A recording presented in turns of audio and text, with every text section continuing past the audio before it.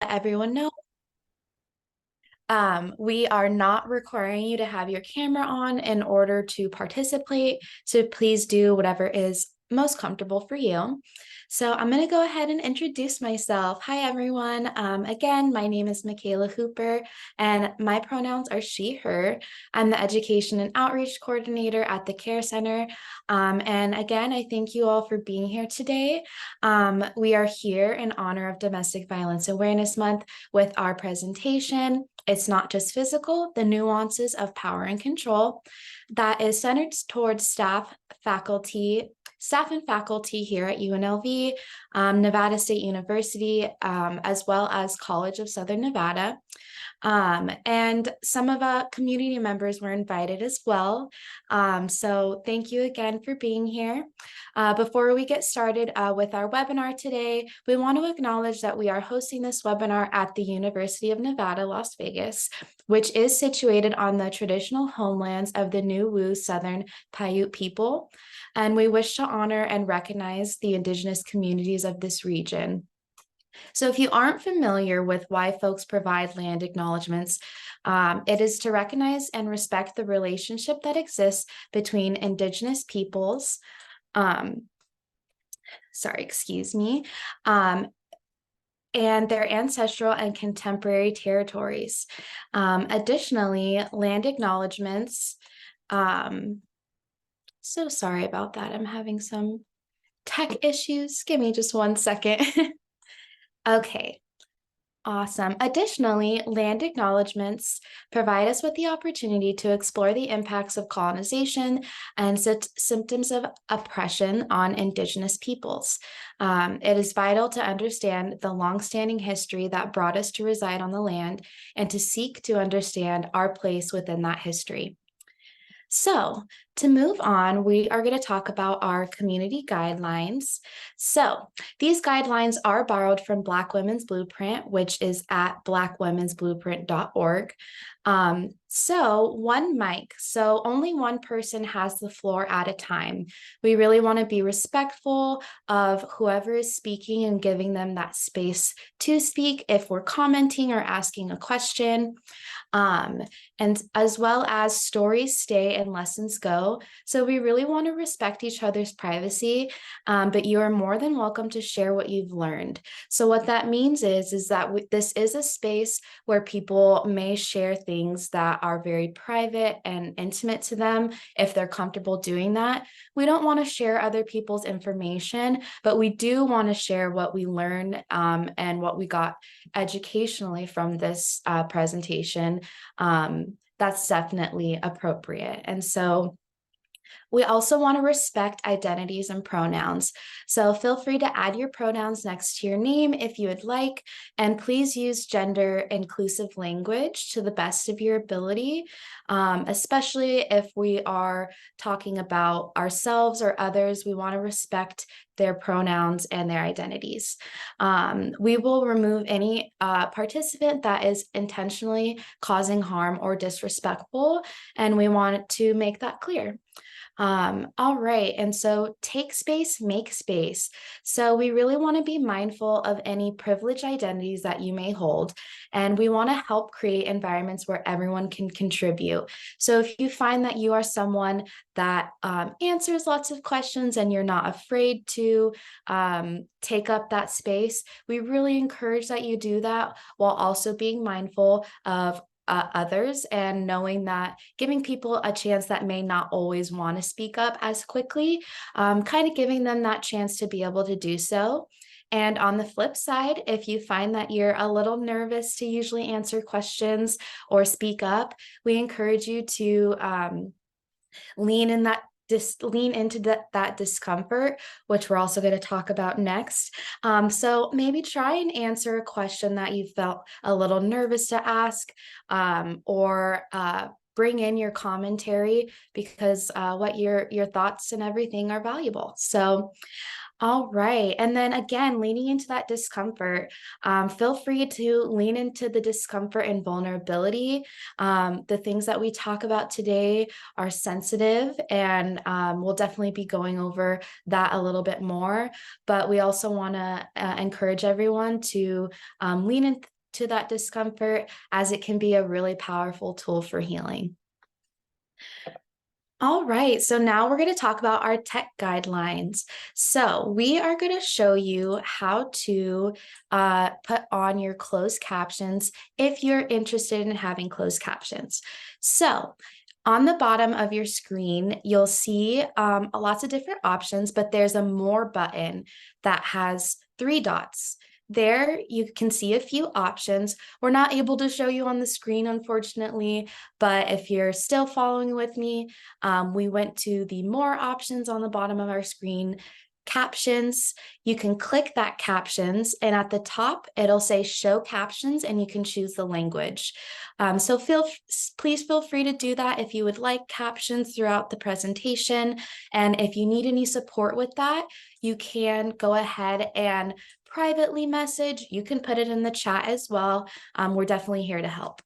And so now we are going to move on to mute. So please mute your mic or phone when you are not commenting, just so that we can not have as many prevent as many distractions as possible, or making any noise while somebody else is speaking. So let's see. All right, and video. So you are welcome to turn on your video. Like we said, this is not a requirement. That's totally up to everyone's comfortability. Lastly, we will be adding important links in the chat that include sign-in sheets and evaluations. Those will be added to the chat as we go. If you do leave early, please just let us know in the chat so that we can go ahead and send over the evaluation form. Regardless, we'll be sending over that via email post webinar so everyone can have the information that they need. All right. And so please say your name and identify yourself before commenting or asking a question, just so that we can address people the best that we can when answering the question. So audio on phone. If you're using your phone to connect, please do not speak on speakerphone. This can cause a lot of echoing and really poor audio quality. So if you receive a call, please do not put the call on hold, as this can result in all of the participants hearing the phone's background music. So just if people are joining us differently, some people join via audio phone. Please just be mindful of that if you are. And then the chat, we will be monitoring the chat. If you have any questions, you can also privately chat Michaela or Christina, who is monitoring the Care Center Zoom, which is where we are all hosted from right now. And let's see. Okay, awesome.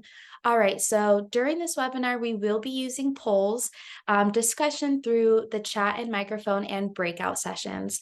Participation in these activities are really highly encouraged so that we can have robust conversations, but they are not required. Like we talked about earlier, leaning into that discomfort is definitely going to be great here.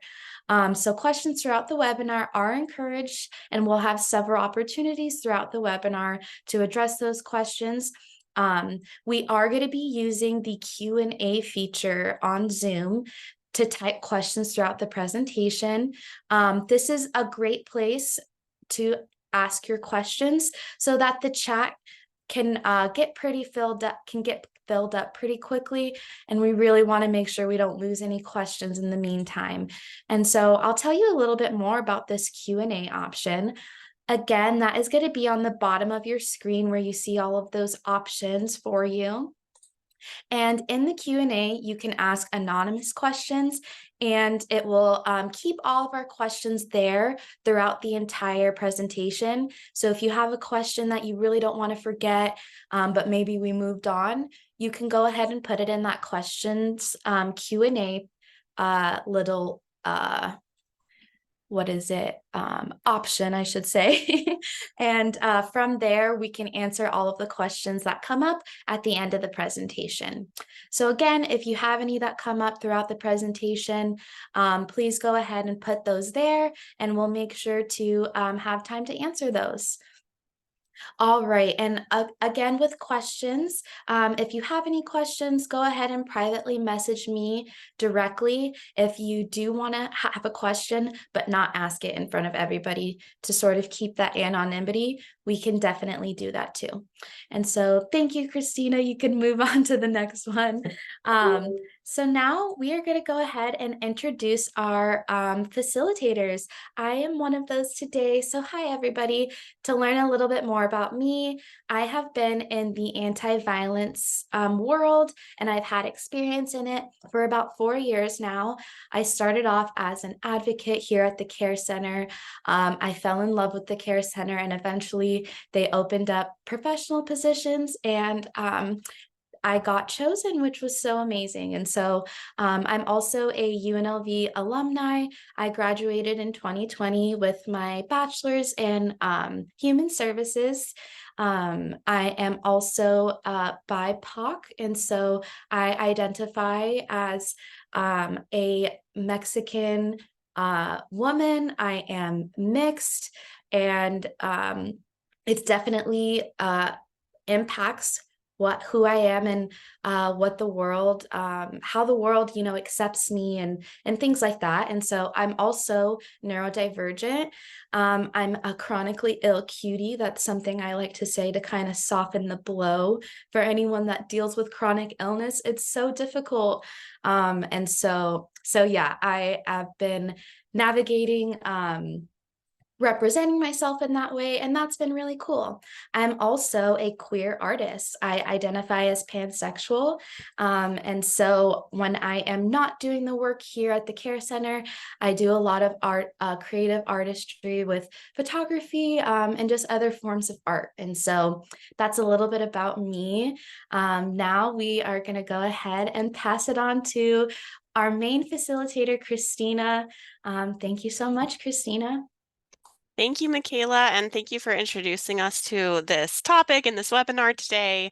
Like Michaela said, we're going to be sharing the mic back and forth a little bit throughout this webinar, and we're also going to be both monitoring the chat, all of those good things.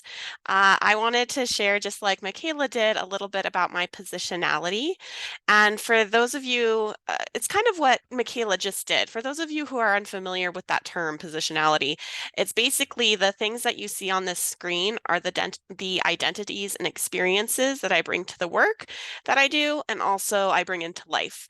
I have about 10 years of anti-violence experience as an advocate and preventionist, both within the realm of specifically domestic violence, as well as specifically sexual assault, and now here in higher education. I am also a UNLV alumni and really happy to be back in a professional capacity. I also am a cis woman, which means that when I was born, I was identified as female, and I still identify as female. I had a religious upbringing, specifically a Christian upbringing, so I saw my religion represented in a lot of different things in society. I'm able-bodied, which means I don't have a disability, physical or otherwise. And you're probably wondering, why do I need to know so much about these presenters? And I think this is really important. I always do this when I do a presentation because these are how I engage in the work. And it also means that based on these privileges that you see in front of you, I might have blind spots and things that I'm not aware of because I, for example, have the privilege of being white in a society where whiteness is prioritized. So I think it's always important to talk about that a little bit. And so now that we have introduced our presenters, I want to introduce our webinar and talk a little bit about what our learning objectives are for this webinar. So by the end of this presentation, we should be able to identify the definition and scope of relationship violence, specifically, and family violence, define the 3 types of power dynamics that occur in relationships, identify the various tactics of power and control that can occur in unhealthy relationships, and finally, identify ways to respond when possible relationship violence is identified. And so we're also going to be talking through different scenarios and hopefully you'll walk away with specific tools that you can use as soon as you leave the webinar. And like Michaela alluded to earlier, throughout this presentation, we're going to be talking about some difficult topics. We're going to be talking about relationship violence. We're going to be talking about oppression. We're going to be talking about sexual assault. And all of these subjects are difficult to talk about, but we know it's important to talk about because they happen. And we also recognize that this can activate a stress response in some people, and that's okay and normal to feel a little uncomfortable. And if it becomes overwhelming, please do what looks best for you to take care of yourself. And that could be just leaving the webinar. We won't be offended, I promise. Or taking a moment to ground yourself. And also, please remember that the Care Center is available for emotional support and advocacy, not only for students, but also for staff and faculty.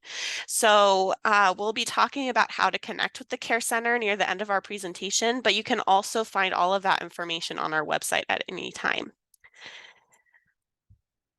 So I wanted to start the conversation out today by introducing the areas that the Care Center provides support to the campus communities and how that connects to our webinar topic today, which is the nuances of power and control. So the Care Center offers confidential virtual support services and in-person support services to members of the UNLV, Nevada State University, and College of Southern Nevada communities. And that includes students, staff, and faculty.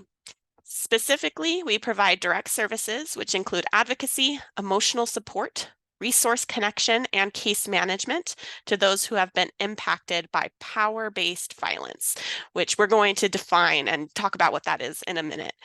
We also provide holistic healing workshops, campus education and awareness events such as this webinar, and that's for anyone in the campus community, whether they're directly or indirectly impacted by power-based violence, because like we'll see in a minute, it's a very common issue. And so many of us have experienced or know someone who has experienced power-based violence. So now that I've talked about power-based violence, let's talk about what that is. You may have already noticed a theme here. The title of this webinar is It's Not Just Physical, Nuances of Power and Control. And in the previous slide, I was mentioning that the Care Center focuses on supporting folks who have experienced power-based violence. So what are we talking about here? All right, so you may have heard the term interpersonal violence. This is a more common term, and it's an umbrella term that usually refers to violence that occurs between two or more people, such as relationship violence, dating or domestic violence, family violence, sexual violence, which is another umbrella term for a lot of different things that can include sexual harassment, childhood sexual abuse, sexual assault, rape, and also under interpersonal violence can be stalking. And while interpersonal violence can be a helpful umbrella term, here at the Care Center, we've started to use the term power-based violence instead, in order to highlight that these forms of violent behaviors, ultimately at their core, are done with the intent to control or intimidate another person through the assertion of power over them. So exerting power over another person through violence in order to control them is the root of all of these types of violence. And this can also be helpful to frame it in this way in order to refute some common myths about these types of behaviors. For example, it helps us better understand that sexual assault is ultimately about power and control and not about sexual attraction, which is a common myth. So, like we said, at its core, relationship and family violence, which is what we're talking about today, is all about power and control. It's one person's attempt to assert power and control over another person through violence, manipulative tactics, or even by using their positional power to cause harm. And positional power means that by the nature of their position, they have power over someone else. So that could be like an employer and an employee. That's positional power. So there's a couple of things that we know about power-based violence. The first is that anyone can be impacted by power-based violence, and that it can affect a person's physical, mental, emotional, spiritual, and overall well-being. It can impact how you show up at school, at work, at life in general. We know that it can happen within workplaces and any types of institutions. And we also know that populations that have been systemically marginalized experience distinct barriers to accessing services and resources after having been impacted by interpersonal violence and power-based violence. And so for us at the Care Center, power-based violence is anything under sexual violence, relationship violence, family violence, and intimate partner violence related stalking. So that's a lot of information that's kind of complex to parse out. And we don't expect anyone to have to be an expert on what power-based violence is. But if you suspect that a situation may be power-based violence, you can always reach out to us and one of our advocates can assist you in identifying whether or not a situation falls under that umbrella. And that's what we're here for, is to help people navigate through that. So now that you know what the Care Center does, I want to talk a little bit about how the Care Center does what it does. And how we do what we do is important to understanding how power and control plays into all of this, especially when it shows up in ways that are not as obvious. So the Care Center operates from an anti-oppression framework to provide trauma-informed and healing-centered care. So that means when we approach client service or approach our policies or our practices or anything within our office, we're intentional in making sure that anything we do is informed by these three lenses or frameworks. And so this can make a lot of sense if you're an office that works with people who have experienced violence. Being trauma informed makes sense. Being healing centered makes sense. But we also think that it's very important to also operate from a framework of anti-oppression. And we're going to be talking about how this framework in particular guides our responses and understanding of power-based violence when we're talking specifically about relationship and family violence. You'll see how it goes hand in hand. So to kind of warm us up and to kick us off in our conversation about the nuances of power and control in relationships, we want to take a couple of polls. Now, the first poll is a warm-up poll that is just for fun. And so I'm going to pull that out so that we can have a practice round of answering these polls, because we're going to be doing a few throughout the presentation. So I'm going to go ahead and launch the poll. You should be able to see it. Go ahead and put in your answer. Would you rather engage in body movement, watch or stream something, read a book, spend time with your people, or work? Let's see what people say.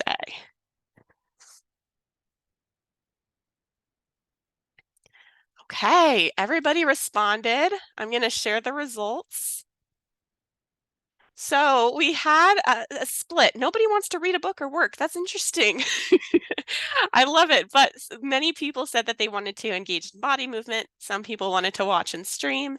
And then I think the majority said that they wanted to spend time with their people. That's wonderful. Okay, so now we've had practice doing a poll. We are going to be doing the next poll, which you see here up on the screen. So in this poll, we want you to know which of the following, let me go back and pull up the poll. That would be helpful before I start talking. Okay, there we go. So we want to know which of the following behaviors you see on this poll do you think may be a sign of an abusive relationship? So we have a couple of options here. And for this one, you can select multiple, I believe.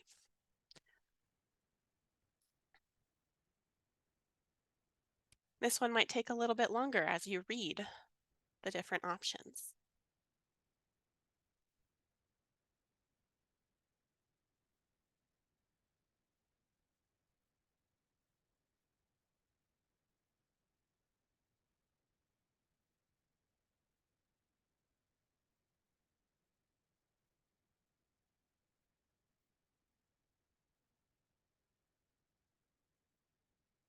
Okay, I'm going to go ahead and end the poll. Looks like everybody responded. And I'm going to share the results. So really interesting. So we had 100% of people saying that the last two are probably a sign of interpersonal violence or power-based violence or an abusive relationship. So we had a lot of D and E. Less people said C, which was not taking responsibility. for their behavior. And then the next one that had even less people was B, creating a strong bond. And then even less for A. This is great. Okay, so thank you so much for doing that. And we are going to dive into these responses a little bit more in depth later in this webinar. But this gives us a good idea of how people kind of baseline information about relationship violence. So we're going to go ahead and start this next section by reviewing the definitions of relationship violence. And this is so that we can start off in a place of commonality surrounding the language that we will be using today. So the first definition on this slide is for relationship violence. You may have heard the terms domestic violence or dating violence, and these two are forms of relationship violence. And oftentimes at the Care Center, we use the term relationship violence to capture that whole spectrum of violence in relationships. And really what we are doing is we're referring to a relationship in which a pattern of power and control has been used to cause violence and harm to an intimate or romantic partner. And there is some difference between domestic violence and dating violence, especially when we're talking about the barriers that the people face who are experiencing those different forms of violence. Domestic violence refers to people who are married, living together, or are tied together due to sharing children. And so those ties can increase the barriers to accessing safety or leaving a relationship in a very specific way. Dating violence refers to people who have a more casual relationship, are not married, they're not living together, they don't share children, and there's still lots of barriers for victim survivors who experience dating violence, but they are different oftentimes. However, there are some things that both domestic violence and dating violence victim survivors experience, like sharing finances. In both of those situations, that can cause a barrier. Now, I want to say that, of course, there can also be unhealthy or toxic relationship patterns within other types of relationships, including platonic relationships like friendships or between roommates. There definitely can be violence. There can be threats. There could be belittling or other toxic behaviors. But what makes that different from relationship violence is that friendships and roommates dynamics start off on a different footing. It's an equal footing. There's not the same type of power and control dynamics that can show up. So although it might be violent, it doesn't fall under relationship violence, if that makes sense. Because when we're talking about relationship violence, we're talking about an intimate partner relationship. However, there's another type of power-based violence that falls under our categories that the Care Center deals with that is not relationship violence because it doesn't happen within a romantic relationship.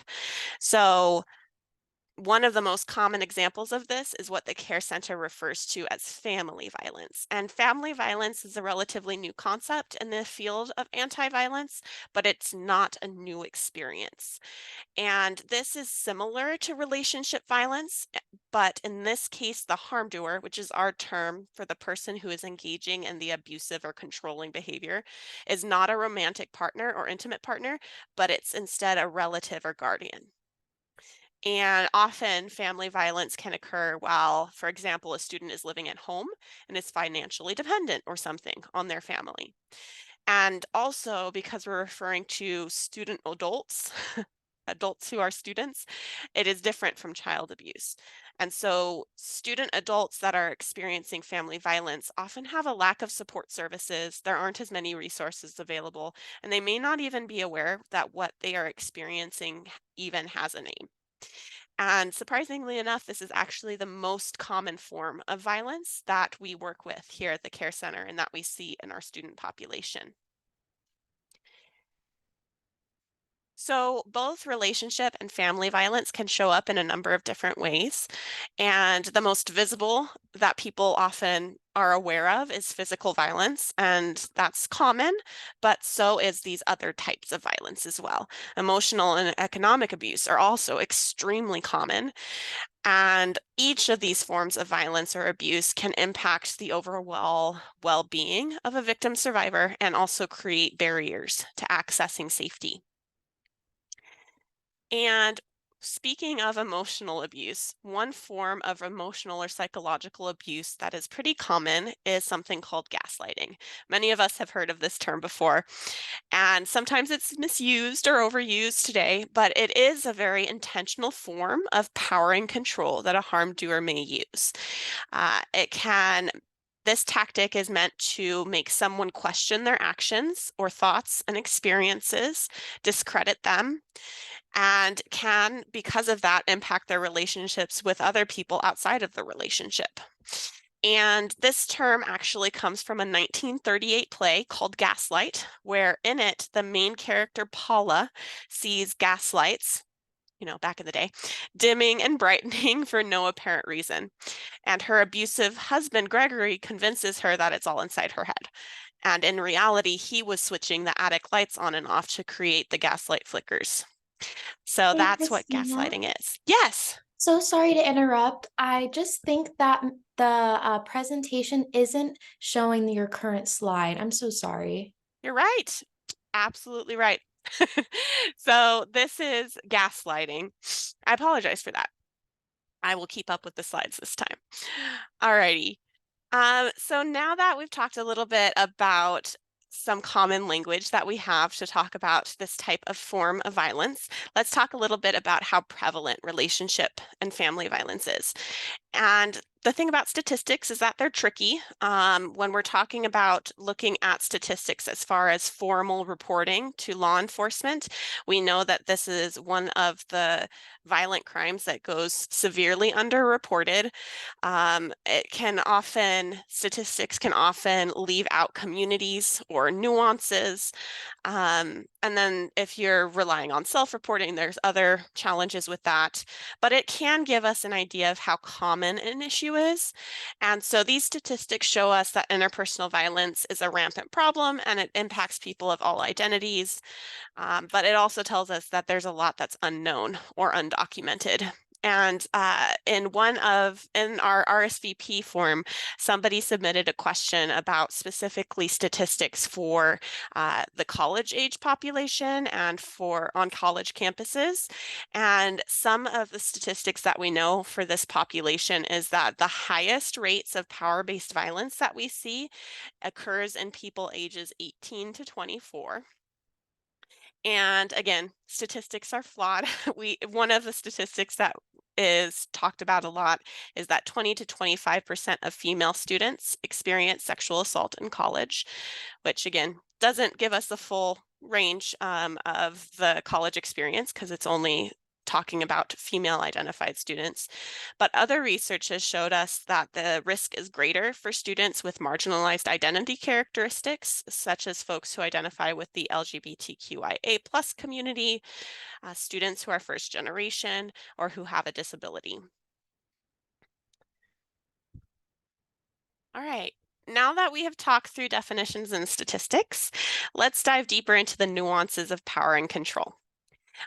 When we think about how power is used in relationships, we really need to consider power dynamics. And so we found a really good resource that breaks this down into three understandable categories. It's power with, power over, and power inside or empowered. So power with is really what we want to aim for in healthy relationships. And this can show up in friendships, it can show up in marriages, families, coworkers, teams, any type of relationship. And it just means that one person doesn't make all the choices and decisions in the relationship. Each person's feelings and ideas are valued. Each person is respected and supported to be and do their best, right? So that all sounds great. It's power with shared power. Power over is when one person takes more power over another person or group of people. And this is when abuse can be more likely to occur, although it's not required. So essentially, the person taking power over one or more people wants to make all the choices and decisions alone. They usually believe it is their right to have power over others. This person may tell others how they should act, think, and express themselves. They may demonstrate a lack of respect for others and their rights, and they sometimes use power and control tactics to maintain that power over them, such as bullying, threats, intimidation, force, fear. And this can occur in any type of relationship too. Now, going back to what I said at the very beginning of this, it's more like abuse is more likely to occur when we have a situation where there's power over, but it is possible to have authority over another person without abusing that position of power, right? We talked a little bit about positional power earlier in this presentation. Hopefully, we're seeing this in healthy parent-child dynamics, right? Where you kind of have to have a relationship dynamic of power over, but that doesn't mean that the person with power over the other person has to use it in a way to harm the other person. Hopefully that makes sense. And then the third one is power inside and or empowered. And this means that people are recognizing and expressing their own power. And this is what advocates do, is help folks feel empowered after experiencing interpersonal violence or power-based violence where they may have had their power taken away from them. And so the way that we do that is to provide options to folks so that they can make empowered decisions for them. So it may look like one of our clients deciding to take legal action against their harm doer, or taking steps to leave that relationship, or even just reaching out to access resources. And so that's empowered or power inside. So that is what we try to do at the Care Center. All right. Now that we have a better understanding of what power-based violence is, and specifically for relationship and family violence, I wanted to circle back to our last poll. And now you'll finally maybe hear from somebody else other than me. You've heard a lot from me. So this is our first poll, which asked us which of the following might be a sign of an abusive relationship. And back when we took this poll, almost everybody said D and E. All right, basically, all of the above. A lot of people said all of the above. Less people said C, B, and A may be a sign of a abusive relationship. So I wanted to take a moment where people can throw into this any responses you might have to this poll. So I want to know which ones you may have picked. Did you change your mind after hearing some of the slides that we've gone through? And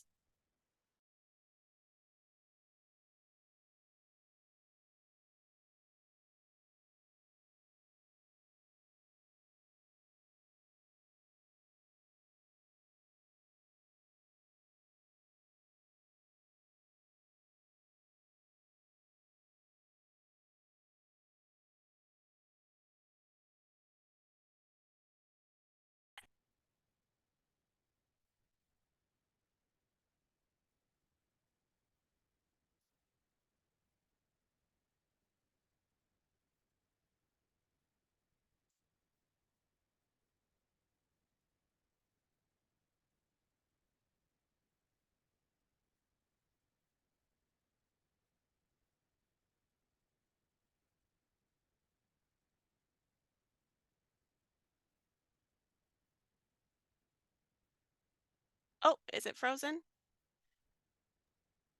You just got unfrozen for me. Can everybody hear me?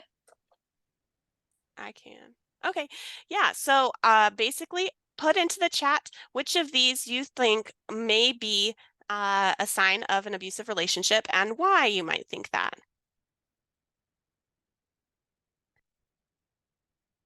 You can put into the chat or you can unmute yourself and share.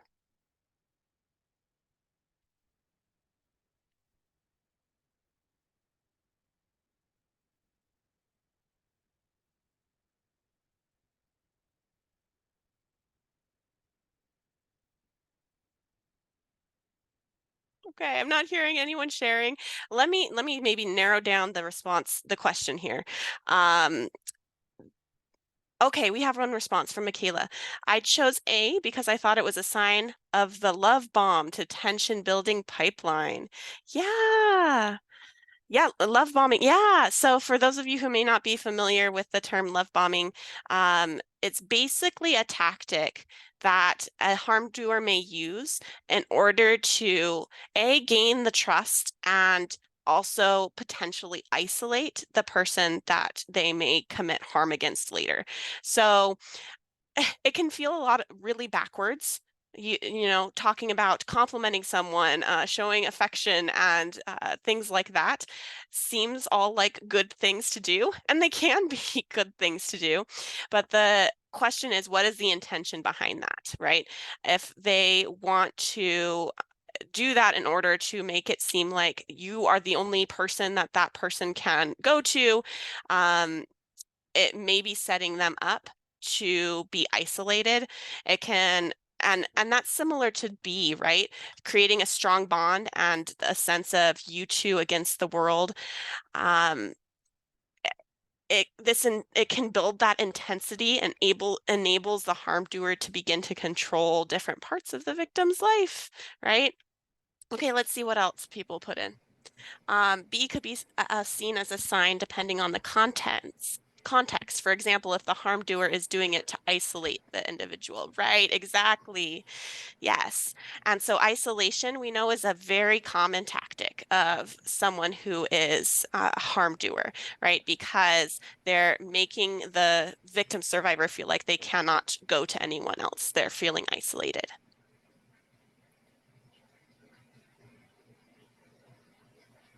We have one person say that C can almost be gaslighting. Absolutely.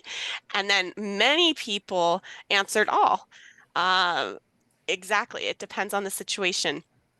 Um, yeah, C is definitely an example, can be an example of gaslighting. Anytime somebody tries to deflect blame, right, can be a sign that that's not a healthy relationship.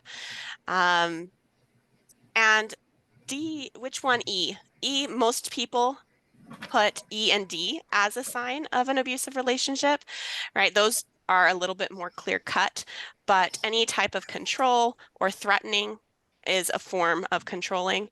And E is another type of physical abuse that we don't often hear about. Um, a lot of times we talk about physical abuse as like violence, hitting, kicking, things like that, but also preventing somebody from accessing like their basic needs, like sleeping and eating, is a form of physical abuse as well. Awesome. Would anybody else want to add to that? Oh, there's some more in the chat. Yeah. So Mary Martin said, I feel that showering could be subjective, so it doesn't necessarily mean it is a sign of abuse. A strong bond against the world may be a support if you have a toxic family members and no friends to depend on. D and E is what they focused on. Not taking responsibility for your behavior could be a sign of maturity. Yeah, yeah. So absolutely. A, B, and C specifically, again, depends on the situation, right? Let's take, for example, C, not taking responsibility for somebody's actions. Again, it definitely can be a sign of maturity. And if the two people have a conversation about it and the person who is engaging in that behavior changes or tries to make amends, right? That isn't a sign of an abusive relationship. That's a sign of a growing relationship, hopefully a healthy one. Um, okay, great. Perfect. Anyone else? Does anyone have, oh, Larissa has your hand raised. Hi, everyone. My name's Larissa. My pronouns are she, her, hers. And I just wanted to um, add on to the love bombing that it is all of the things that Christina has already said, but it's also a tactic of harm doers to literally wear down someone they're pursuing. Not saying it's utilized like that 100% of the time, but I certainly have heard enough anecdotal evidence where a person being pursued was not interested and was just worn down over time. And of course, please, Christina, Michaela, correct me if I'm misspeaking. Um, and I just wanted to, um, oh my goodness, uh, sorry, I have so many thoughts, but yeah, I just wanted to add on to the way that love bombing can be weaponized. Yeah, absolutely. Sometimes we think about it just in a relationship that's been established, but love bombing can happen absolutely before in a way to, like you said, wear down in order to get somebody to say yes, right? And we know if we're getting somebody to say yes, that's not consent, right? That's not what we're looking for in a healthy relationship.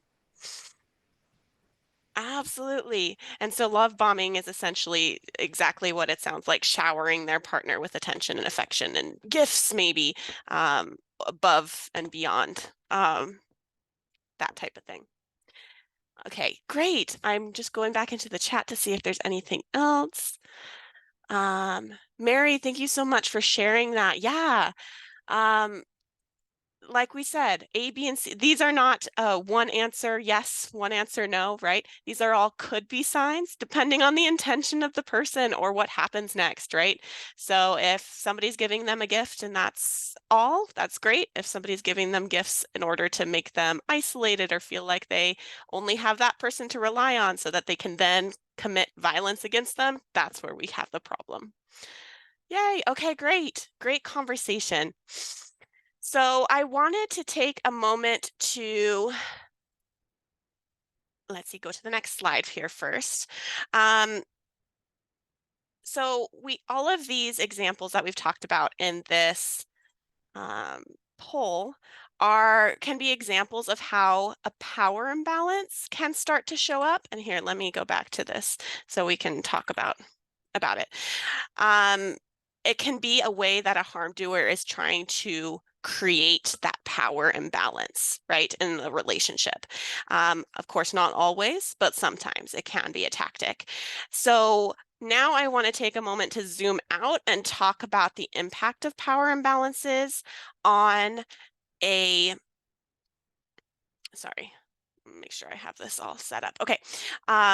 Zoom out to a broader picture, basically. So if we are talking about power imbalances on a systemic or societal level, you can talk about racism here, sexism, homophobia, etc.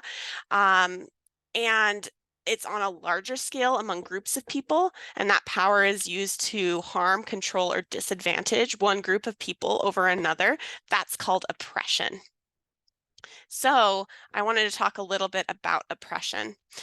And a basic definition of what oppression is the use of power to disempower, marginalize, silence, or otherwise subordinate one social group or category in order to further empower and or privilege the oppressor.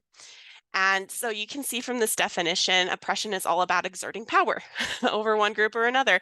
And power-based violence, we now know, is also about exerting power and control over one person or group of people. So when we talk about engaging in anti-violence work and trying to eradicate power-based violence, we are also needing to talk about eradicating oppression. So anti-oppression work and anti-violence work really go hand in hand. Both are dealing with individual and systemic power imbalances. And actually, some of the power and control tactics used in individual relationships can draw on the very real societal oppression that exists, and where the harm doer uses it to their advantage to further ensure control over the other person. And because of this, it will really be impossible to eradicate power-based violence while oppression still exists.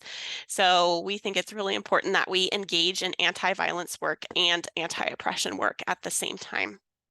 And so how does that happen? How do we do that? How does oppression show up for students? We know that it is very possible that many students engaging in higher education have already suffered oppression or the threat of oppression before accessing services. And actually, this can impact whether or not they even access services. And it can also impact how they show up to the space and engage with resources or even other departments and offices on the college campus. We also know that, for example, UNLV is one of the most diverse universities in the nation, which means that most of our student population identify with those marginalized communities. So if a student has a marginalized identity, they may have already experienced different forms of trauma, including racial trauma and historical trauma, and they may be distrustful of systems such as law enforcement, courts, social services, all of those different things. It also means that they may be experiencing internalized depression, which means they may believe that they deserved what happened to them and may feel unworthy of support. And that may even prevent them from seeking out services in the first place. So this is a really oppression is a really real barrier to folks receiving services or resources for experiencing power-based violence. So taking us back to a micro or individual scale when we have two people who are not equal, and where that means that one person has more power than the other person, and that power is used to harm, that can happen, right? It doesn't always happen, but it can happen. There are plenty of relationships where one person naturally has more power than another. But in these cases, those people with more power are responsible to ensure that this power imbalance does not lead to using that power to harm the other person. So plenty of relationships where there is positional power, but the person with more power has that responsibility to ensure that violence is not used or that power is not used in a violent way. Okay. And we've seen this all happen, right? We have seen toxic workplaces where bosses use their power to take advantage of their employees. But we've hopefully also seen the flip side where we've seen the opposite, where a good manager empowers their employees, even though they have positional and power over them. But when we're talking about romantic relationships and family relationships, sometimes an imbalance in power can lead to violence. And this power and control wheel, which was originally developed by the Domestic Abuse Intervention Project and has been adapted a number of different times. This one I got from Michigan University, I believe. And it's intentionally designed to be a circle with power and control at the center and specific behaviors that reinforce or solidify that power and control branching off of it. So let's take a closer look at each of these spokes. This is going to be hard to see in the wheel, so we're also going to show it kind of broken down and talk through each of those. So there are a couple of different ways that power and control tactics can be used by a harm doer to solidify that power and control and further control the victim survivor. And so those can include coercion and threats, intimidation, emotional abuse, isolation, denying, minimizing, blaming, using children, using privilege, and economic abuse. And like I said, there's lots of different adaptations to this wheel. We're going to be sending out some resources after the webinar is over in the next couple of days, and it'll have a link to see some of those different adaptations.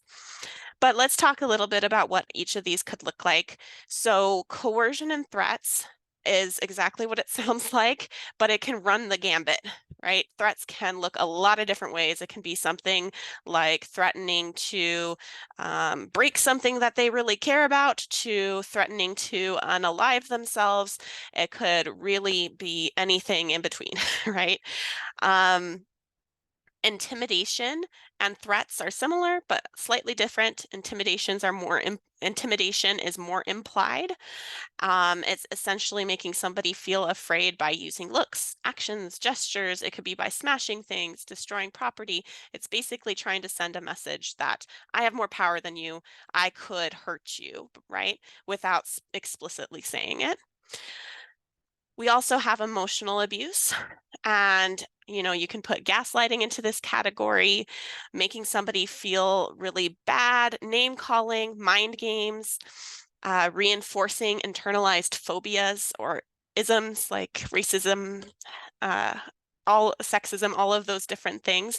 This is where we can see our broader oppression coming into play. Isolation, another really common tactic, was essentially controlling what somebody does, who they see or who they talk to, could be limiting their activities that they do outside the relationship, making them account for their whereabouts, all of those different things. Denying, minimizing, blaming, shifting responsibility falls into this category, saying that it's their fault, that you made me do whatever it was that they did. Accusing you of making them abuse you, which is not a thing. We know that's not a thing. We have using children, making them feel guilty, about the children, using the children, like threatening to take away the children, using privilege. That could be a lot of different things depending on the situation, but it can also be cutting off accesses to resources or trying to use the system against them. Economic abuse, preventing them from keeping a job or getting a job, or interfering so much in that person's job so that they have to quit. So like if they prevent them from going to work and so that person gets fired, that would be an example of economic abuse. It can also be just controlling their money and how it's spent. So I want to take a second to have people type into the chat. First of all, if you have any questions, please let us know. But second of all, which one of these spokes do you think is less known as a tactic of abuse? Because I think sometimes we have a very specific picture of what abuse looks like, but are there any of these that you think people are not as familiar with that could be a tactic of abuse? What are some of the least familiar ones?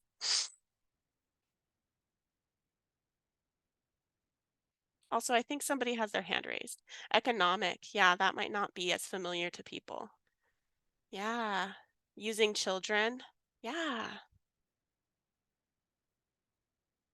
And the different ways that you could use children, right? Yeah, Michaela, do you have your hand raised still? Yeah, I raised my hand, but to say what everyone in the chat is saying, mostly for economic, and I think economic is especially unheard of because for a lot of people, it's the standard, quote unquote, where like women are expected to not work, and so men are expected to handle finances. So sometimes if you have a partner who says, you know, you don't work as hard as I do, so you don't have as much access to the money as I do. For some of us, that sounds like okay, that maybe that's reasonable. When if we're in a fair relationship, the money should be fair, shared fairly as well. Yeah, absolutely. Thank you for sharing that, Michaela. Kiva said, I think emotional abuse definitely tends to be over or underlooked because people compare it to the lethality of physical abuse. Yeah, again, the physical abuse is very visual and it can, you're right, can do just as much damage. Yeah, absolutely. Thank you for those responses. Okay. So I had mentioned earlier that there have been a lot of adaptations to this wheel. One of my favorites are, there's a researcher who kind of broke down this wheel and what it looks like when people are using these bigger isms and these power and control tactics. So what can using intimidation look like when paired with sexism, right? Or paired with ableism, right? So for example, mistreating service animals would be a really powerful form of intimidation, or ignoring requests for assistance, or preventing them from accessing the wheelchair that they need to be able to be mobile. So you can see in this how those bigger societal oppressions can be used through this power and control wheel by harm doers. So you can really see how this intersects with oppression and relationship violence and family violence. And this will be sent out as part of the resources at the end, a couple days after the presentation. All right, great. I want to take a second to pause and have an opportunity to have comments or questions. I haven't been able to look at the chat the whole time, so I'm sure I've missed things. But if anyone has any questions or comments before we move on to this next section, you can type it into the chat, or you can unmute yourself or raise your hand.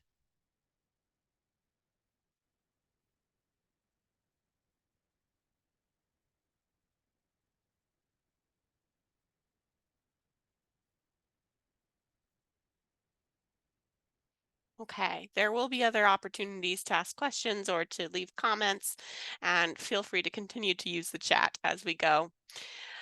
All right. So this next section is to use the new tool that we have in our toolbox to apply it to different scenarios. And so this is where hopefully we'll have a lot of audience participation. We have an opportunity to break out into breakout groups so that they are smaller groups that you can share, maybe a little less daunting than unmuting yourself or sharing with the whole group. And so what we're going to do is, now that we've had a solid understanding of power and control tactics and what they can look like, we're going to practice identifying them in some scenarios. So the first one we're going to do together as a poll and then talk about it together as a group. And then we're going to split into 2 breakout groups, and each breakout group is going to have a scenario to do the same thing with. Okay, so each of these scenarios we're going to talk about identifying any behaviors from the power and control wheel that might be present in that scenario. And then if you have time after having done that, you can talk about how you might, as a faculty or staff member, respond to that situation if you had seen it happen, right? So we're going to start with our first scenario. And this is, we're going to do as a poll together. And I'm going to read it first for all of us. So our first scenario is Joe meets his partner Carrie after class. As he approaches, Joe notices that she is surrounded by a group of her friends. Carrie sees him coming and nods at him, but doesn't bother to say hi. Joe walks up to Carrie and puts his arms around her, but she proceeds to ignore him. Joe interrupts Carrie's conversation with her friends to ask, "Are we still going to the movies tonight to celebrate our 6-month anniversary?" Carrie rolls her eyes, looks at Joe, and then looks back at her friends and replies, "Maybe, if you're lucky." All right, so I'm going to pull up the poll.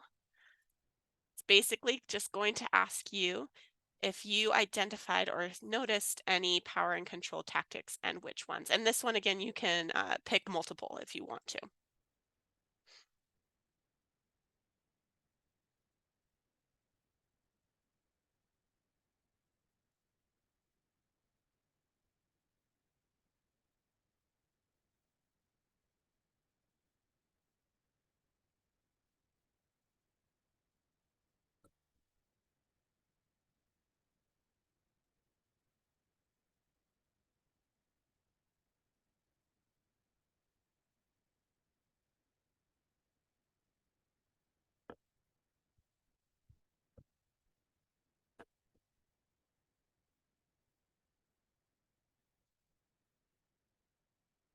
Give a couple more seconds.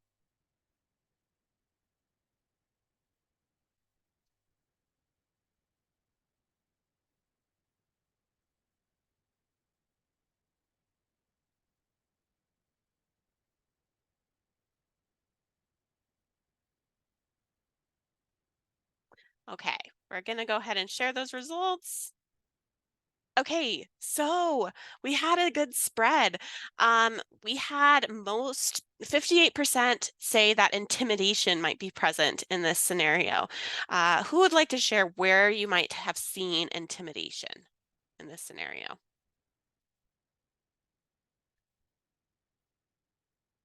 You can type it into the chat or you can unmute yourself. Where might there be intimidation? And you don't have to just answer if you selected intimidation. We don't know. So if you see intimidation or you think it might be present, where might we see that?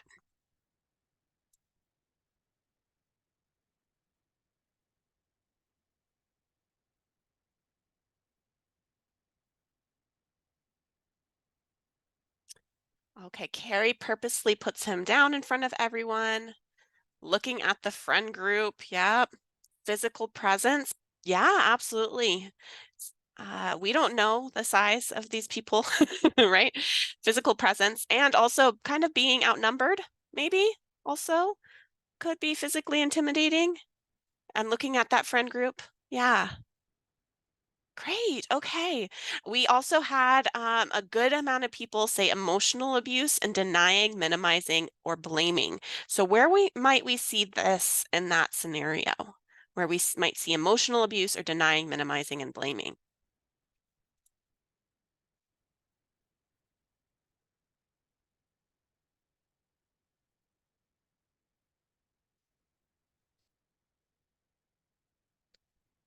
Minimizing the significance of the anniversary. Absolutely. Denying the plans that were originally made. Yes.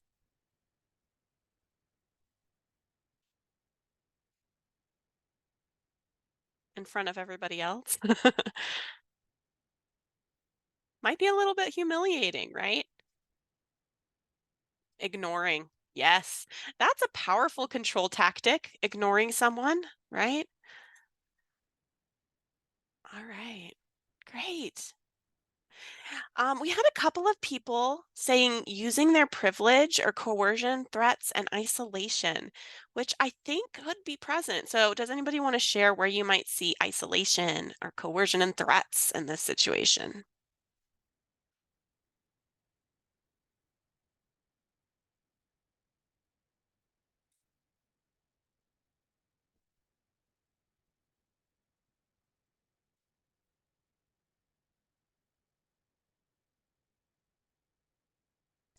Yeah, isolation because Joe was singled out in front of their partner's friends. Absolutely. Kind of an othering happening here.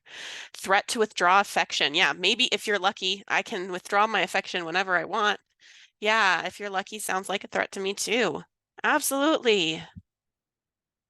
Okay, so that's kind of what we're going to do in our breakout sessions is we're going to read through the scenario, see if we can identify any of those different power and control tactics. And then if there's time, talk about how you might respond in that situation.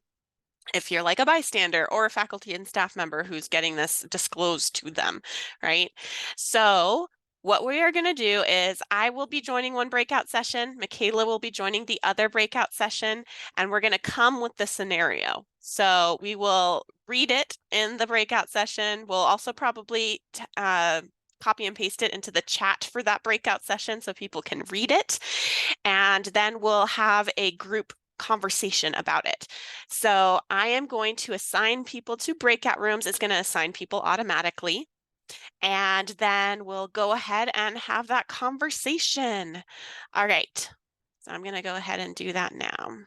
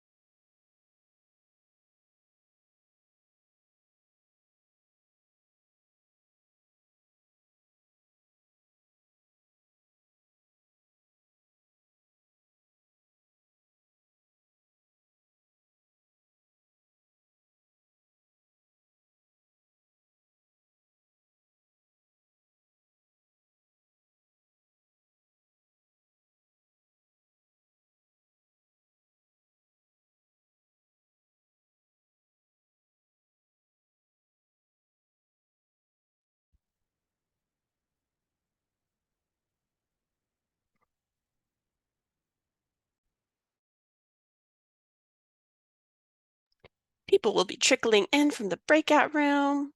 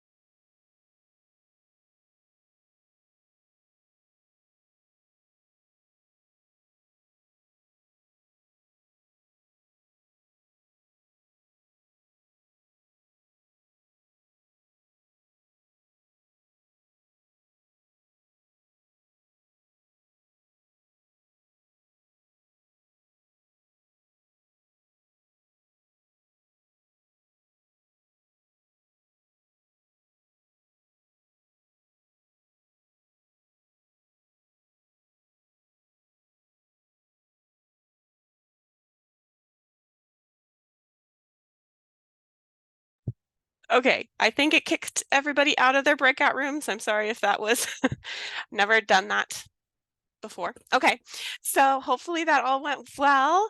I think we are all back from the breakout rooms.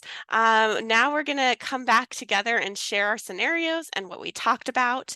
So we're gonna start with scenario 2, which I think was Michaela's group. Would your group like to share what you talked about?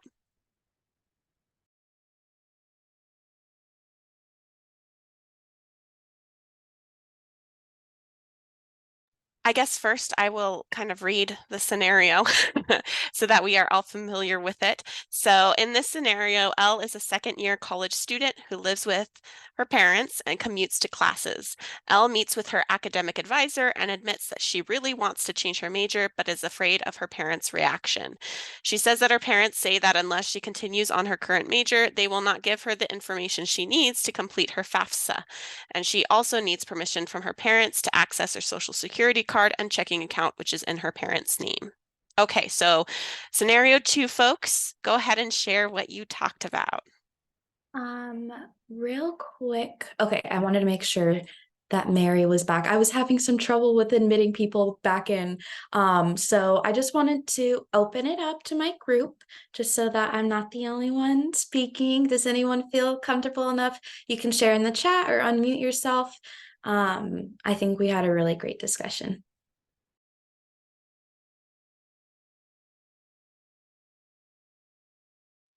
Michaela, you can speak for me. I don't need to repeat it all. Okay, great. I'll go ahead and talk a little bit about what we talked about. So also, Christina, would you mind sharing the presentation again? At least I don't see it on my end. Awesome. Okay, great. So yeah, so with this scenario, a lot of people in our group commented about how power-based violence within families is very normalized. And we kind of talked about the difference when it comes to romantic relationships and family violence. We talked about how economic abuse shows up within this example, with withholding FAFSA information in order to control what their daughter does in a major. That was a really big thing that we talked about, withholding information as a control tactic in general. And so, yeah, a lot of things that came up were family violence and economic abuse, as well as talking about how culturally this student's identity might intersect and affect what's going on within their family structure, and other aspects like that as well.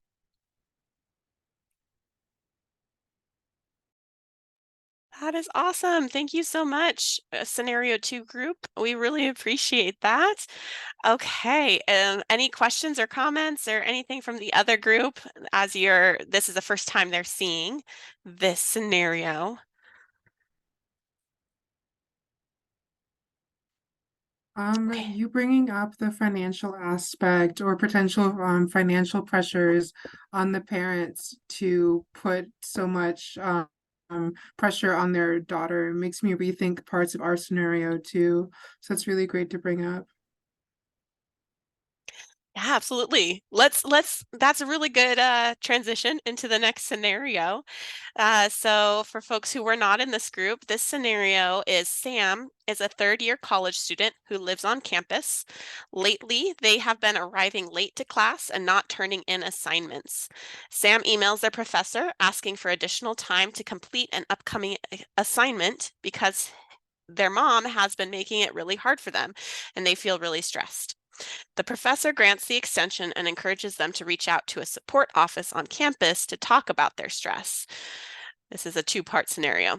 Second part, when speaking to the support office, Sam shares that their mother frequently tells Sam that unless they succeed at school, they will be worthless and amount to nothing, and will often get into arguments that escalate to the mother screaming and throwing things at Sam whenever they see each other. During one of these arguments, Sam pushes their mother and they fall on the floor. Okay, so our group is going to share what we talked about.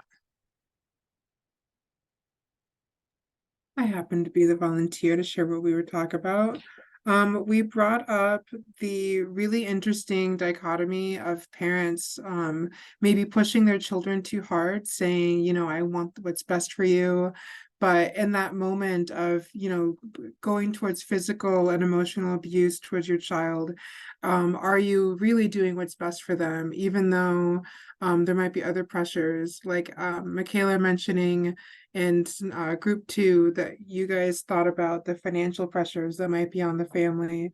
I think that might be interesting to bring to this scenario. And then we also spoke about environmental theory and kind of being defensive and how we might initially think like, oh, you know, Sam was being too aggressive and pushing their mother. But sometimes like there is no right way to react to something like someone throwing things at you and yelling at you, especially when it's someone who has so much power over you, not only like financially, but emotionally because they're your parent.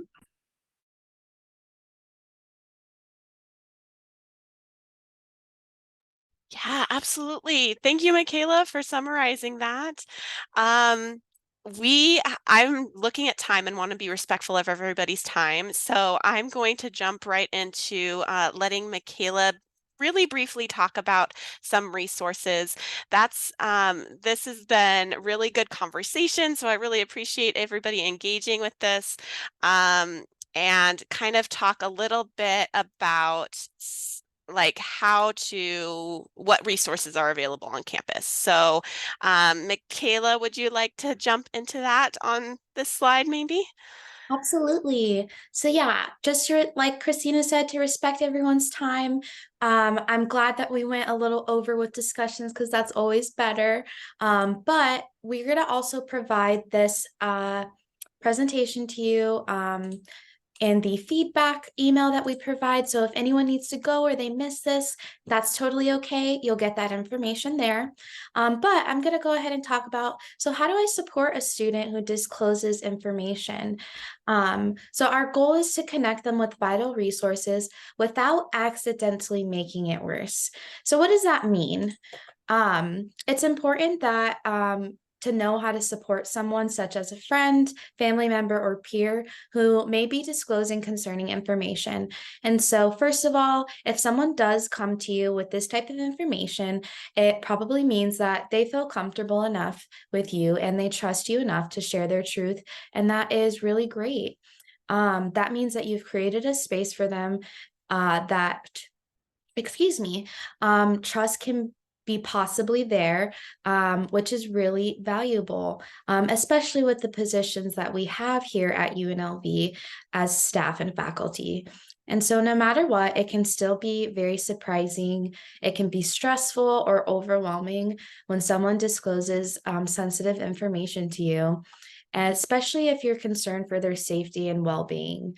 And so it's normal to feel any type of range of emotion when someone discloses. So here we're going to provide you with some quick steps to remember for when this may happen. And so 3 steps to providing an appropriate response is recognize the disclosure as sensitive and vulnerable information. That's really important, as well as respond, but don't investigate. So what that means is something at the care center that even we hold within our values is that folks can receive services from us without having to disclose in detail what happened to them. And so it's important that if this is brought up to you, that it's important that you don't investigate, because it's not necessary to know what happened to someone in order to provide them support. And so let's see. It's also important to note that it would be inappropriate for anyone to try and gain more information about this experience. And doing so could be perceived as an invasion of privacy. And again, it's not necessary for us to know in order to provide help and provide resources. So, and then the last tip that we have is give resources. So a healing-centered approach to safety and well-being is to respect autonomy and give options. So here at the Care Center, we value, a part of our mission and values is empowering someone with information and support, because this can help a lot in their journey. And so empowering people to make their own decisions and just let them know that these are the options that they have is really important, since we know that when it comes to power and control and interpersonal violence, their control is taken away from them. And so we really want to try and give that back when providing support. All right. And so the next slide, if you wouldn't mind, Christina. So how do I support a student, again, who's disclosing concerning information? So here is a really great example of something that you could say when someone discloses. So thank you so much for trusting me with your truth. The university does have resources for you as faculty or whatever position that you hold. I'm required to share this information with offices dedicated to supporting students. So can we work together in connecting you with the Care Center or UNLV support team services? That's a really great example of something that you could say when someone's disclosing. And so support our students by giving them options. So we have us, the Care Center. If you ever need support in disclosures that come up, say you have a gut feeling and you're not sure, reach out to us, and that's what we're here to do and help and support you. Option number 2 is refer to university support offices. So some of those offices can look like the Disability Resource Center, CAPS, psychological support services. And Christina, am I missing any before I move on?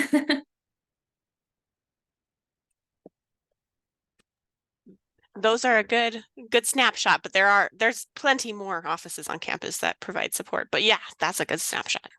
Awesome. Just wanted to make sure. All right. So with the next slide, we wanted to provide everyone with our information. So please, if you're still with us, go ahead and take a screenshot of this, or you can directly scan this QR code that you see on the screen. So the Care Center has many programs and services available to students, staff, and faculty who have experienced power-based violence. All of our programs and services have been carefully developed through trauma-informed, healing-centered, and anti-oppressive lenses, as we kind of talked about at the beginning of our presentation. And so our services are confidential, and they are designed to address the power-based violence, marginalized identities who are at risk of experiencing power-based violence. And we also want everyone to know that we serve any and all individuals who have experienced power-based violence. So as you have probably maybe seen on campus, some of our signs still say Women's Center, but we are the care center. And with that, we want people to know that we provide services for anyone. So that includes the LGBTQ plus community, men or male identifying folks, anyone who has been impacted by power-based violence. So with the next slide, I'm just going to go ahead and talk a little bit more about our services. Let's see. So, oh man, I hate when the slides do that. Give us just 1 second here.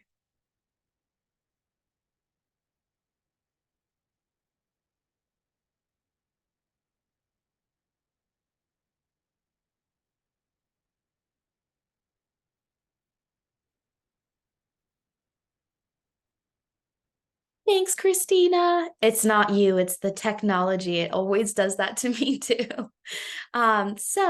All right, so to access our confidential direct services, you can call the care line or virtually meet with a confidential care advocate with a previously scheduled appointment or meeting. So there are a number of things our advocates can do when you have a meeting. So they hold space for you. Holding space looks like validating your emotions and experiences. And it's one of the most important things that the care center and our care advocates do. There's often not opportunity for folks to stop for a moment and really be heard and validated by somebody. So together with the client, the care advocate can explore support networks and healing options individualized to you. And so they also can create a plan together. So working to identify needs, exploring potential resources to meet those specific needs, and put a plan together to move forward. Ensure personal safety, so they can help you access your physical, emotional, psychological, and spiritual health and safety. There's also academic resources. So we can help identify academic needs and accommodations. For example, someone may be experiencing stalking and that their stalker may be in their class. And so there's some academic accommodations we can make and work to make in order to help support that student so that they can meet their academic goals. And then we have, I'm not going to go through the rest of these specifically, but just so people know, we do have medical resources, financial support through funding and housing, or food or legal off-campus therapy, things like that, as well as reporting. We know here at the Care Center that not everyone wants to formally report what's happened to them, and it's not required in order to receive our services. But if someone is interested in reporting, we can help them through that process. And we also offer self-care tools. So tools that can help discover what nourishes and supports your overall well-being as you are navigating interpersonal violence or after the fact. And so we will go ahead and move on to the next slide. We just want to briefly talk about our Care Advocate Training Institute. This is a further education and development program designed for students to fit the role of the confidential campus advocate.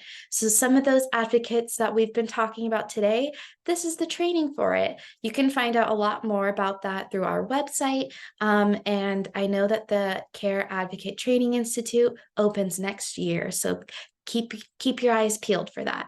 All right, and so the next slide we have is just talking a little bit more about who the care advocates are. So they are confidential peer supports. They provide initial intake appointments with clients. They cover our major hotline, which receives calls from peers in search of support. This is one of the ways that our clients can access us is through our hotline. And they also offer campus education, such as presentations and promoting our services. So On to the next slide, we have our healing zine. If you want to access this for yourself or to provide to your peers or students, this is a really great way to access sort of tools when it comes to self-care and healing. These are a tell your own adventure zine, and they're designed for you to access at any time or any place. These are the digital versions. If you ever want to come visit our office, we have some physical printed out versions as well. All right, and so the next slide, healing through connections. This is a holistic healing event that we host throughout the year here at the Care Center. And a lot of this, the main theme of the Healing Through Connections is there to show people that there's many different ways of healings, especially through holistic centered healing and understanding that healing looks different for everyone and making healing accessible as possible. So if you want to follow us on our social media, that's a really great way to see the Healing Through Connections events that we have throughout the year. They are free, and these ones are centered towards students and community members specifically. So to move on to our next slide, we're going to talk about our presentations that we offer. So we have a few different presentations. You can see much more details about them on our website. But some of the presentations we have are The Power of Romance in Relationships. This talks about the elements of healthy relationships and the boundaries that you can learn when it comes to healthy relationships. Also, it helps identify the sort of scale or spectrum of healthy to abusive relationships. We also have a self-care presentation that explores self-care tools around victim survivors. And we also have a consent presentation, which is there to promote a culture of consent and teach people what consent is, what it looks like, and what it looks like when there's not consent present as well. And so, well, we will be sharing again all this information via email. So we will go ahead and sort of scoot to the end, just so that people, since we definitely passed the time, if you have a second, please fill out this survey and provide feedback. This really helps us so that we can know how to make any improvements or just any ideas for the future when it comes to our webinars. And just to let you know as well, this survey is anonymous, and so please be honest as you'd like. All right, and so to get to the end, we just want to say thank you so much. These are our emails and social media outlets that you can reach to stay in contact with us. And so although we went over time, we definitely want to give space for any questions. If anyone has questions, Christina and I will be staying until everybody is logged off, in case anyone wants to talk privately. But again, thank you so much, everyone. I'm going to give Christina a chance to say thank you. And yeah. Yes, thank you everyone for attending. Sorry we went over, but this is being recorded, so folks can go back and take a look at it. If you can fill out this feedback survey, that'd be great. And we'll also be sending this out via email, so you can fill it out later if you want to. But thank you everyone for coming. Let us know if you have any questions. We can also be contacted individually.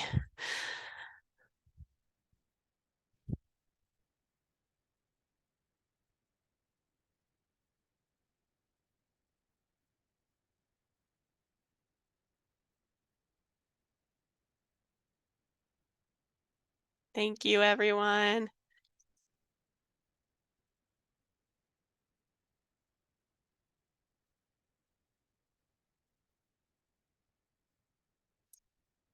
Okay, Michaela, and we are the last. That was great. You did Oh such my. a good job. Anytime I'm doing a recorded webinar where I can't see like facial